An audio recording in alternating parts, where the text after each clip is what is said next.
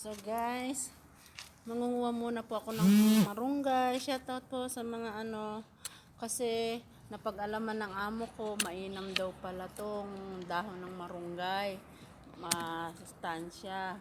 Kasi nakikita po nilang kumakain ako nito, kaya nang nalapag-alaman nilang gusto na rin po nila rin. Kaya eto, kanayang ko, nagpakuha sa akin para daw ilalaga, iinom. Napapanood din daw naman nila, naririnig daw nila sa YouTube o whatever. So, nakita nila akong kumain.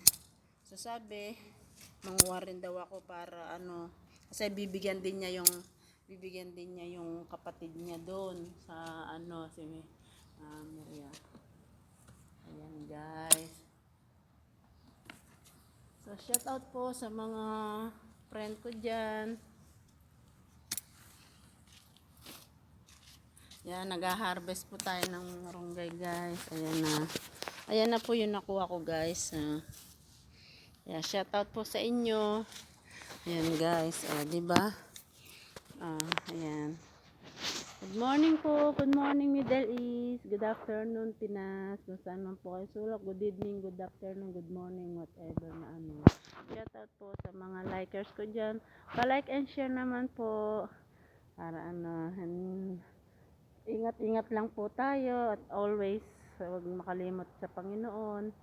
Siya lang po talaga yung natin sa buhay. Laban lang po ng laban. Laban Marikina, 'di ba? So ayan may mga din po tanim ayun Meron din po lemon. Ayun. So guys, po sa kanyan. Diyan muna po kayo kasi marami pa akong kukunin, guys. 'Di ba? Kasi sa atin is kinakamay lang. Dito gunting-gunting naman. Ayan. Pa-shout out po. Pa-like and share naman po. Ayan.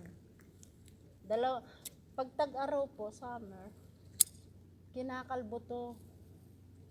Pero pag araw na ng taglamig, na. So ayan guys, ang dami na, isang karton na inakuha ko. Marunggay pa mo. Mamaya maglalaga ulit ako ng munggo. Sasawag ko to sa Makalawa. May tira pa ako sardinas. Kaya yun po. Thank you so much. Laban Marikina. And God bless po. Pa-like and share lang po. Thank you so much.